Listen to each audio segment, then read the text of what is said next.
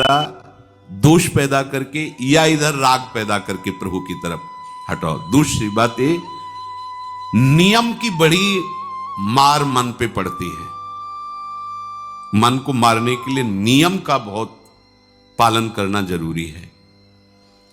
आप अपनी दिनचर्या ऐसी बनाएं, या गुरुजनों से जो पास हुई दिनचर्या, आपके पास प्रातः काल से शयन काल तक 1 मिनट भी खाली नहीं होना चाहिए।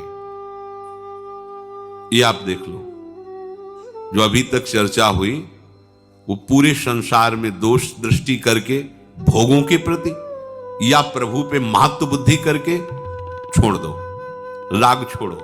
वास्तविक कहीं सुख नहीं है। आप लोग देख लीजिए, विवेक से देख लीजिए, अभी तक सब वही करते रहे जन्म जन्मांतर।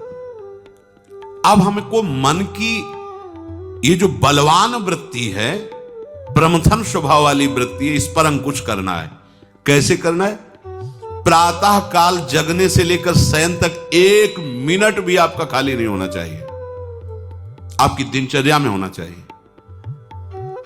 नियमित दिनचर्या बनवा लीजिए या बना लीजिए अपने बड़ों से, अपने पूज्य जनों से पास हमारी ये दिनचर्या, जीवन में उसका उल्लंघन नहीं होना चाहिए।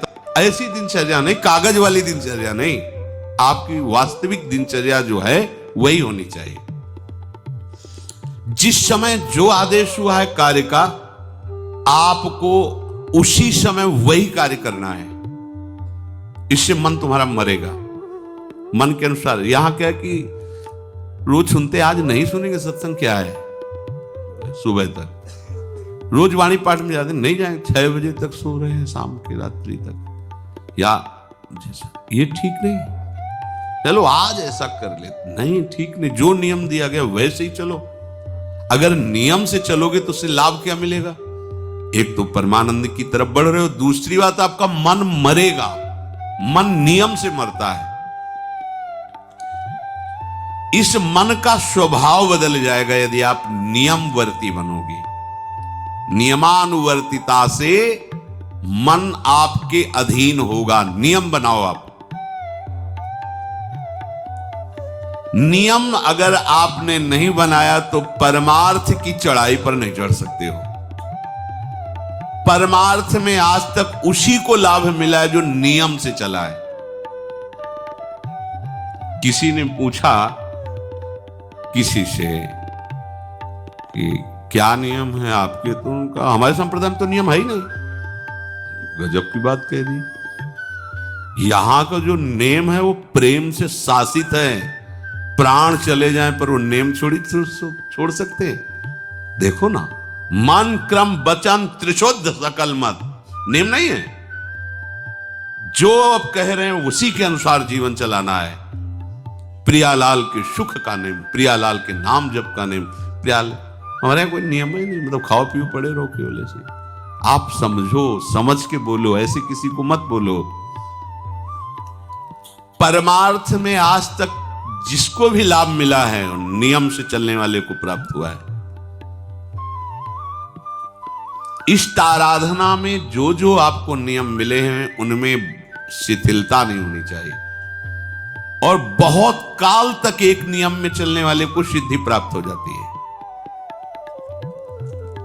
जिस स्थान पर, जिस आसन पर, जिस समय पर जो मंत्र जितना, वो नियम होना चाहिए। ऐसा नहीं कि आज 20 माला जप लिया तो कल 10 माला जप कर लिया तो 2 दिन जपा ही नहीं फिर आगे, ऐसे नहीं होता। एक नियमानुवर्तिता। 5 मिनट का भी अंतर आपके नियम में जब नहीं पड़ने लगेगा, नियमित नियत समय, यह संतों में देखा गया है। 6 बजे उठना, 6 बजे शयन, 6 बजे उनकी जो दिनचर्या, एक दिन अगर देख लो तो दूसरे दिन तुम कह सकते हो इस समय ये साधन कर रहे होंगे, क्योंकि उनका नियम है, वो वैसे ही मिलेंगे। बड़े बड़े महापुरुषों में देखा गया है। ये 2 बजे के जगने का समय तो मतलब जैसे लगभग विषयी पुरुष सब सोते हैं, ऐसे लगभग जो भगवत प्राप्ति की लगन वाले साधु 2 बजे जग जाते हैं सब। ये नहीं कोई आश्चर्य की बात नहीं है, हमने देखा है।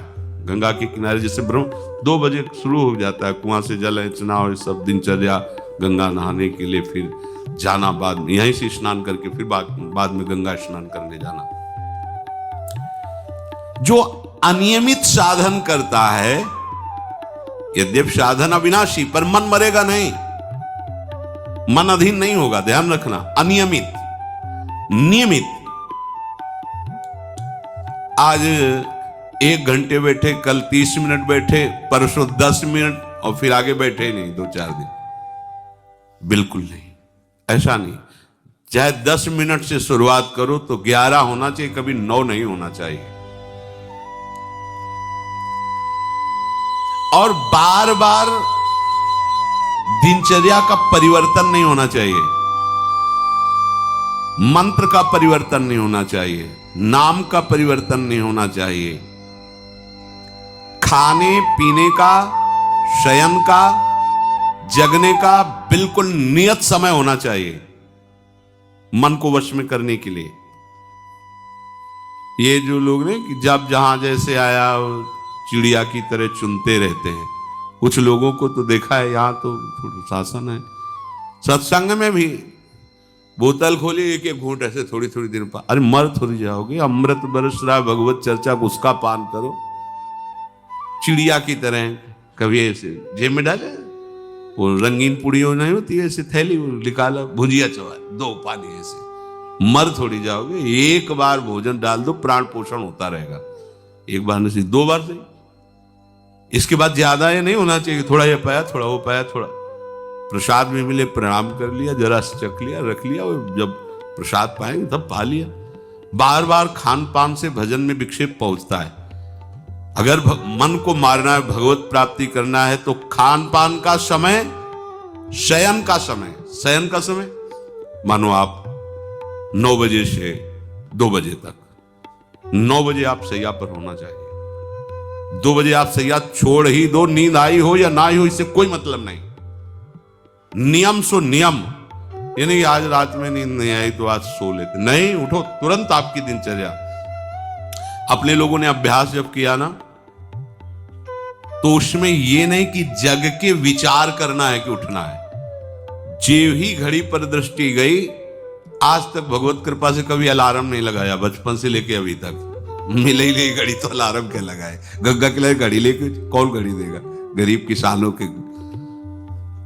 एक समय निश्चित 5-10 मिनट के अंतर की बात नहीं कहते, तुरंत वस्त्र हटाओ, तुरंत। ये नहीं कि ओढ़ के ध्यान करेंगे, वो ध्यान नहीं होगा, वो सो जाओगे। वो पहले अगर सर्दी के समय हटा दिया, ऐसे खुले बैठो, ठंडी लगेगी। अब नाम जप करो जितनी देर तुम्हारा नियम हो, नहीं तो चलो अपना शौच स्नान पवित्रता। फिर उस शयन वाले आसन पे न बैठे। अगर फिर नहा धो करके बैठ जाओगे तो एक नींद पूरी और हो जाएगी उसमें। और प्राय लोग यही करते ना कि पहले तो बोले नहाने धोने की जरूरत नहीं, नाम जप कर लेंगे, उसी में बैठे। ओढ़ के अगर बैठ गए तो सूर्य उदय हो गए, कितने नाम जपा उनको खुद पता नहीं, क्योंकि वो कम्बल की उसमें, या नहा के जल्दी से ओढ़ के बैठ गए फिर सो गए। ऐसे साधना नहीं होती। स्नान करने के बाद फिर आसन में बैठ कर बहुत साधारण अवस्था, ऐसा नहीं कि खूब गरम गरम कंबल ऐसे ओढ़, नहीं, ठंडी लगनी चाहिए, शांत बैठ, आंख खुली। ध्यान नहीं करना चाहिए, आंतरिक ध्यान करो। आंख मूंद ली ना तो सुषुप्ति में पहुंच जाओगे। ध्यान पूर्वक ऐसे, जैसे चातक स्वाति की बूंद को निहारता है। भागवत में आया कि कैसे सुरता होना चाहिए, वक्ता के प्रति चातक दृष्टि से देखते हुए एक एक शब्द श्रवण इंद्री से वो पान कर रहा है, ऐसे शांत तो एकदम देखते हुए ऐसे पान। श्रुता सोई परम सुजान, सुनत चित रति करे। आपके वस्त्र पहनने का ढंग, चलने का ढंग, बोलने का ढंग सात्विक होना चाहिए। सोमवार को अमुक रंग का, मंगल को अमुक रंग का, बृहस्पति को अमुक रंग का, ऐसे ऐसे। चलने की भी अलग अलग स्टाइल, अलग अलग से डालना का। अगर भगवत प्राप्ति करनी है तो सात्विक चाल हो, सात्विक भाषा हो, सात्विक वस्त्र हो। इनका भी बहुत प्रभाव पड़ता है, वस्त्रों का भी प्रभाव पड़ता है, चाल का भी प्रभाव होता है। अभिमान की चाल देखना, छाती में हड्डी हड्डी पर फैला के चल रहे मानो सूरवीर है। हाँ, जांघ में मांस नहीं है, केवल पैंटे पैंटे दिखाई दे रहा है, बास ऐसा विमान ऐसे टांग चला, मानो ये सब नहीं। सात्विक वृत्ति से चलो, सात्विक कपड़े पहनो।